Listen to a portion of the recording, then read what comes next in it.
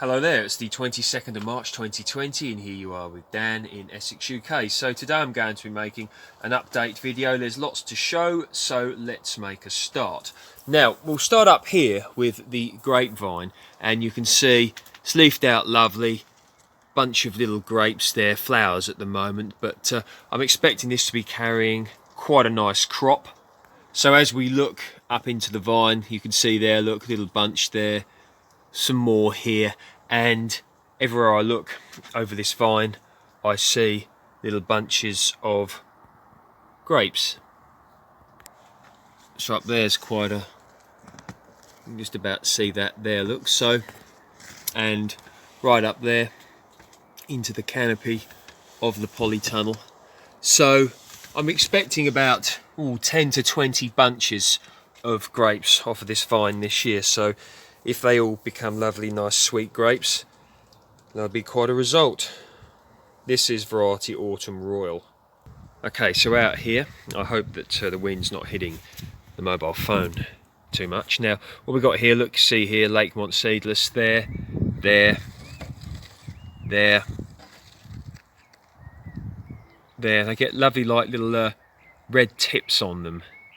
Lakemont Seedless, little grapes to be flowers, very, very nice. So, you know, this is probably carrying 10 to 15 little bunches of grapes, something like that. So once again, if I get a good crop off of that, this will also be quite a result. So I've explained this before, but the way that grapevines fruit is they fruit off of spurs, as you can see, like this, that grow off of the previous year's growth. So if you see these woody stems, they came last year, and then this year you can see these spurs that come, and that's what you get your fruit off. So for instance, if this continues to grow this year, which it should, say up to here, then the new growth from this next year will be the previous year's growth. I hope you're with me. And then from that, you then get spurs come off of it. So think of a grapevine, year on year, if you don't prune it, or prune it into the shape you want, it compounds. And if you think about this 7-foot wide fence panel here, you could end up with easily 100 plus bunches of grapes, which is why I say to people, you know, if you really want a great prolific hardy exotic to grow in the UK or a similar climate, grapes could be the one for you. Now in the soft fruit area, it's looking like I'm going to be getting a very heavy gooseberry crop as well. Now I'm not going to make the mistake like I did last year of not covering up. The pigeons absolutely decimated the gooseberries last year and I got very, very few. My own fault, but people sometimes get busy and neglect things, and that's what happened. But so you can see these lovely little flowers here, which will become or should become gooseberries. Now gooseberries are another one of my recommendations to people for growing. If they want to grow a good, reliable, soft fruit, very tasty, versatile, you can eat them fresh, you can make wine, put them in pies, make jam. Just a great thing to grow, and you know, relatively trouble free as long as you avoid birds and the dreaded gooseberry sawfly, but that's another story. So gooseberries fully hardy, and you can propagate from an existing bush that you already have, or if someone gives you a cutting. I've got a video on how to take a gooseberry cutting if that interests you. Okay, so now we move on to the cherries. Now this is variety Stella, and you can see here that the tree has set a lovely crop here and a very, very heavy crop by the looks of it. Once again, the birds will be very happy to take all of these, so this weekend I'm going to be covering this with some netting. Now there you go. So what happens is the sort of as the flowers disappear from where the blossom was, it leaves the mini fruitlet, if you will, which then, all being well, will mature into a lovely, beautiful, sweet cherry. So once again, this tree looks like it's set hundreds of cherries so far, and you can literally see them all over the tree here, and that will be a real, I'll be so happy if it does produce a lovely crop of cherries, because we all know how delicious they are. See, all over. Now you can see here, this is the Concord pear. Once again, it's looking like it's set quite a heavy crop. Now of course these won't all become pears. You can imagine just the weight on these branches if each and every one of these becomes a pear, but I'm expecting quite a heavy crop here. By the looks of it, the tree is going to set lots of smaller fruit this year as opposed to lesser but bigger fruits. But either way, I will let the tree do what it wants to do. I may remove some if I change my mind at a later date, but June drop should deal with a bit of this, and this is when the tree loses some of its fruits around the month of June in order to thin them out, so the tree hasn't got as much to cope with. So I may let that happen, but we'll see. This tree here, variety Onward, once again looks like it's set a very heavy crop, all being well. We'll see how it turns out, but I'm quite happy with how that looks. Now the strawberries are looking very, very good as well. You can see just the amount of flowers on here. So I'm looking at getting a good crop of strawberries this year.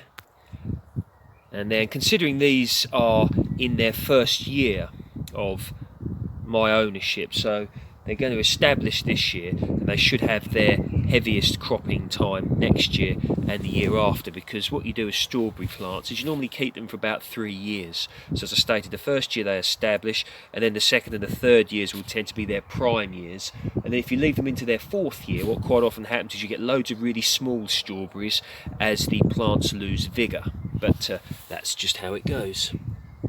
Now it's looking like I'm going to get a crop of Jubilee plums, so that'll be absolutely fantastic if that is the case. If one looks there, look, you can just see little sort of fruitlets, if one will, that have formed. So looks like that's going to be quite a productive tree this year as well. And over here, the tayberries, these are looking really lovely. Flowers ready to come out. These will be one of the first fruits ready in the garden here. These tend to fruit before raspberries and strawberries, which is one reason why tayberries are such a great thing. They fruit on the previous year's growth, okay? So you can just about see there, look really, really nice. And once again, it looks like it's going to be a very, very good crop.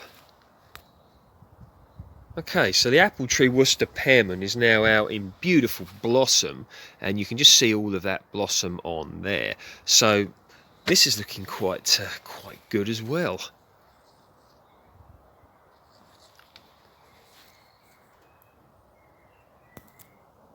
And the gala apple, plenty of blossom there, look, as you can see, and more to come out here as well.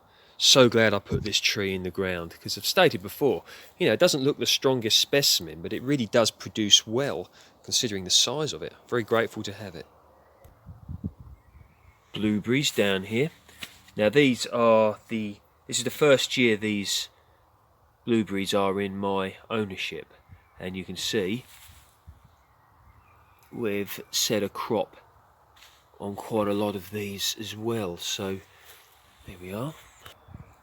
And on here, there you go. Raspberries, Golden Queen, and you can see here these are going to have some fruits on them. They're looking very, very healthy indeed. Plenty of growth put up for next year as well. Still haven't cut that bit of last year's growth off. Probably do that this weekend. Very good. And of course the peaches are getting bigger and bigger each day, swelling, so quite happy there with how the peaches are coming on. Probably in excess of 100 little peaches on the tree there, so that'll be lovely.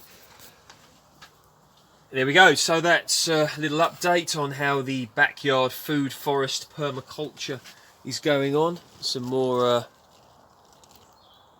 little grape flowers there. So as you can see, very productive by the looks of it so far. One mustn't count their whatsits when it comes to you know, predicting what crops they're going to be getting, but so far it's looking very, very promising. So anyway, now no matter what stage you're at with your permaculture project or whatever, you know, really enjoy it, because, you know, I've been working at this one here probably for over 4 years now, maybe, yeah, or 4 years, there or thereabouts, something like that. And you know, some of the things I've got here have come from previous projects, so there's a lot of cumulative effort, if you will, of everything going on here. And sometimes it can be easy to get a little bit despondent, you know, that you're not getting the results quick enough, but really that's part of the process. You know, we've all been impatient when it comes to gardening and getting things going, and I'm as guilty as that as the next person. Not as, you know, not as bad as I used to be as I've got older, but you know, certainly when I was in my 20s I wanted everything yesterday. But you know, as the years go by, one, you know, gets more patient. So yeah, just you know, just enjoy yourself really, because that's ultimately what this is about, and food production. Yeah, you see here, look, Muscat Blah. This is from this was from a vine from a previous project. I suggest, you know, check out my grape playlist, okay? Because I'm getting lots of questions on Instagram, which I love, and on the comment sections as well. People are really getting into grape growing in the UK, and it's a real thing that I want to, you know, get out there, because they're just such a suitable thing for growing here. You know, the dry summers we now seem to get, certainly here in the southeast, all the different varieties that one can buy, all the different microclimates one can introduce. There's just so much. Okay then, I'm going to let you go now. If you like my work, please feel free to like, share and subscribe. And as always, you can check me out on Dan_Home Gardens if indeed you are interested. See you next time.